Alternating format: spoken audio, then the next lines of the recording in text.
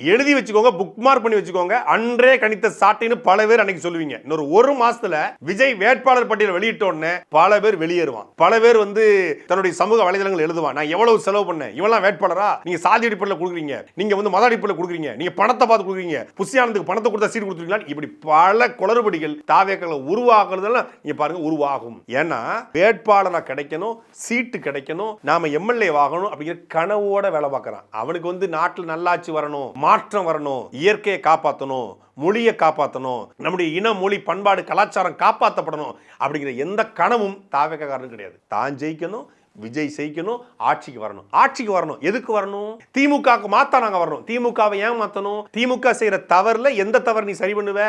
முல்லை பெரியாரா, காவிரி பிரச்சனையா, இல்ல ஊழல் லஞ்சமா, என்னத்தை மாத்த போற? ஆட்சி முறையை மாத்த போறியா?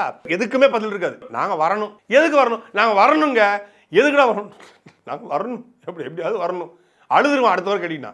கொள்கை என்னன்னு கேட்டா, சாட்டை சேனலில் பேசுவதை நிறுத்த வேண்டும். அவருக்கு நேரடி சவால். சாட்டை அவர் சேனல்ல பேசக்கூடாது. ஏன் பேசக்கூடாது? அவர் வேற சேனல்ல பேசணும். ஏன் சேனல்ல பேசக்கூடாது? அவர் பேசக்கூடாதுடா. ஏன்டா சாட்டை சேனல்ல பேசக்கூடாது? அவர் பேசினா ரொம்ப பேசுவாருங்க, சாட்டையில போட்டு அடிக்கிறாருங்க. ஆரம்பிச்சிட்டாங்க. சாட்டையில பேசக்கூடாதான், வேற சேனல்ல பேசணும். நான் எங்க பேசணும்? அந்த சேனல்ல பேசணுமா, இந்த சேனல்ல பேசணுமா அப்படிங்கிறத என் பொண்டாட்டி சொன்னாலே கேட்க மாட்டேன். நீ சொல்லி எப்படா கேட்பேன்?